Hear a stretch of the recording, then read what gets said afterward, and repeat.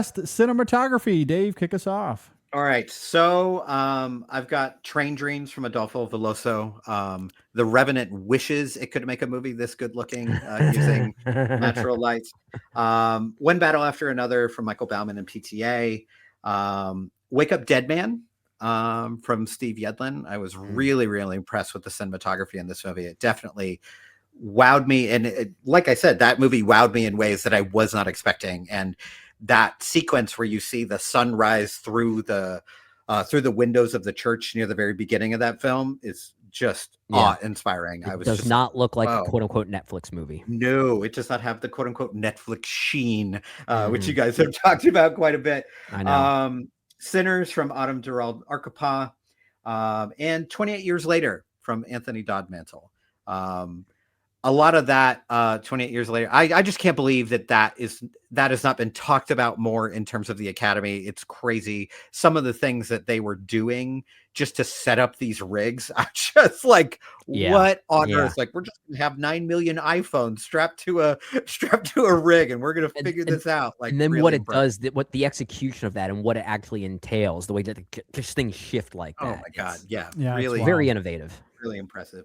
My winner, though, is Sinners, Autumn Durald Arkapaw. I just think this is one of the best looking movies of the year, maybe of the past 4 or 5 years. It killed me not to give it to a PTA movie, but I mean, this is really excellent visually. I mean, obviously that one scene that has been talked about ad nauseum. I won't go over it again because you guys talked about it in your best scenes of the year. I mean, that was just flawlessly shot. It is a scene that very easily could teeter on silly in the wrong hands. And luckily it's in the hands of Ryan Coogler and Autumn Durald Arkapaw, who is my pick for best cinematography. Yeah, also a nominee for me as well for those reasons. We have a lot of crossover in this category there, Dave, because I also have Anthony Dodmantle for 28 Years Later, Alfonso Veloso for Train Dreams, or Adolfo Veloso, excuse me, for Train Dreams, Michael Bauman and PTA for One Battle After Another. My other nominee that's a little bit different is Kim Woo-young for No Other Choice. I pick. Well-shot movie as well. I almost wanted to put Christopher Blavelt for The Mastermind. That would have been my number 6, just given how 70s aesthetic-like what that movie is. I have a soft spot for that, but I can't ignore the craft of something like Sinners or 28 Years Later. There's just something about the way those cameras move. I am going to give it to Michael Bauman and PTA for One Battle After Another here, and primarily because it's just the simplicity of certain camera placements where it just had me thinking, like, I didn't know you can do that and just have it be that easy, right? Yeah. Like just like the sheer placement of a camera on what is essentially a car bumper and how that means so much and adds so much of a thrilling component. And it's not even just that; it's also the car chase that opens the movie, the first third, which is almost French Connection like, and how thrilling that it is. Yeah. And I believe PTA has talked about how a movie like The French Connection was inspiring him during that particular chase, and I wouldn't be surprised if that was the case. But yeah, it's not necessarily work behind the camera that's reinventing the wheel, but it's making certain choices that almost seem like, how did no one think of that before? Right. And I just love how PTA and now Michael Bauman make it look so easy. And I'm guessing that, I mean, I know Bauman is the sole credited cinematographer on this movie, but they've been working together as a partnership in past movies already, that it might as well be a dual nominee here. I mean, just for that road sequence, my God, like if you didn't see that on the biggest screen possible, just so incredible. It's great. So that's why it's my winner there. Yeah, that is a great pick. Love the cinematography. Yeah, those long lenses on the road sequence, just all-time stuff. Do love it. As far as my 5 nominees here, I also have Kim Woo-young for No Other Choice. I have Adolfo Veloso for Train Dreams, Dong Jingzong for Resurrection. I also have Anthony Dodmantle for 28 Years Later, and Autumn Durald Arkapaw for Sinners.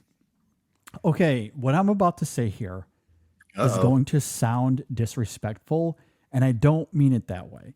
I don't mean this to be disrespectful at all, because there were a lot of great movies this year with incredible cinematography. I just want to highlight how great I think this is. Yeah. So I'm gonna use sports as an analogy here, because art is sports. That's what we've done. And hockey is my sport of choice, so I'm going to use a hockey reference here. And I'll Here we have Dave help me out here because he actually knows this one quite well. So there's this young player for the San Jose Sharks. His name is Macklin Celebrini. Okay. That's my guy. Very, very good. He is the next Sidney Crosby for those average hockey fans or non-hockey fans that don't know the sport all that well. I mean, you think about the best players in any sport, he's going to be the next superstar. He's 19. He's 19. 19. Exactly. So before he came to the NHL, when he was 18, he played at Boston University, I think it was, or Boston College. I can't remember. It was one of the two. And when you watched him play at the university level, your immediate thought was, oh, he doesn't belong here. That's so true. He's too good for university. He needs to be at the NHL level. He just doesn't belong here. He's just way, way, way, way better. It's like than watching LeBron else. In high school. Like it's just, exactly. Just doesn't, but like he needs to be playing at the highest of levels.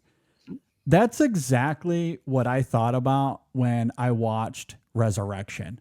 Oh, this just doesn't belong with anything else. Like this is just way better than anything else I've seen this year. Like, and again, not because there's other great players at the NCAA level. Like I'm not trying to diminish those players. Macklin Celebrini is just different. What Dong Ji Song does for Resurrection, just different. I mean, just absolutely stunning. Like best cinematography for 2025, as far as I'm concerned, begins and ends with that film.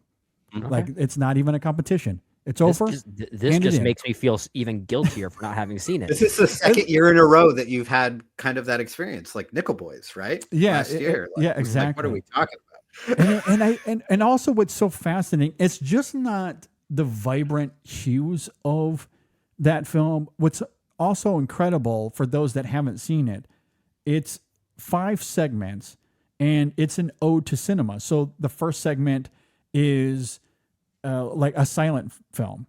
And then you get to the noir era of cinema, which is the second one. And then it's like the new Hollywood era. And then by the end of the film, it's like modern cinema. And in each sequence, the cinematography gorgeously reflects that. And the central colors that inhabit those sequences, they change. So you get incredible black and grays early on. When you get to the noir sequence, it is just covered in this immaculate blue light. With the con artist sequence, there are these incredible yellow colors. The vampire sequence is it's drenched in blood red. It is phenomenal. Not to mention the vampire sequence is a 30-minute one-take shot as well. Yeah. So there's flexing for sure. Like, just absolutely flexing.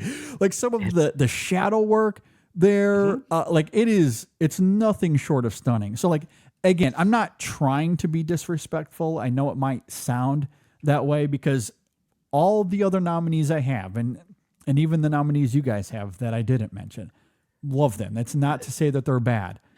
But sometimes a superstar is a superstar. And when they flex their superstar muscles, there's nothing you can do to stop them. Like the way you're describing the way this movie looks, Resurrection specifically, it's reminding me of, you guys ever watch Mad TV growing up? The character of Stuart, played by Michael McDonald, who always would scream, "Look what I can do."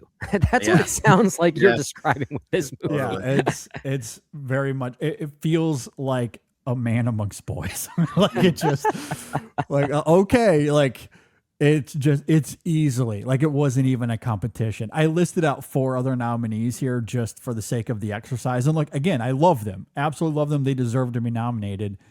But I could have just listed Resurrection and just went home. Like that's because that's good looking movie, man.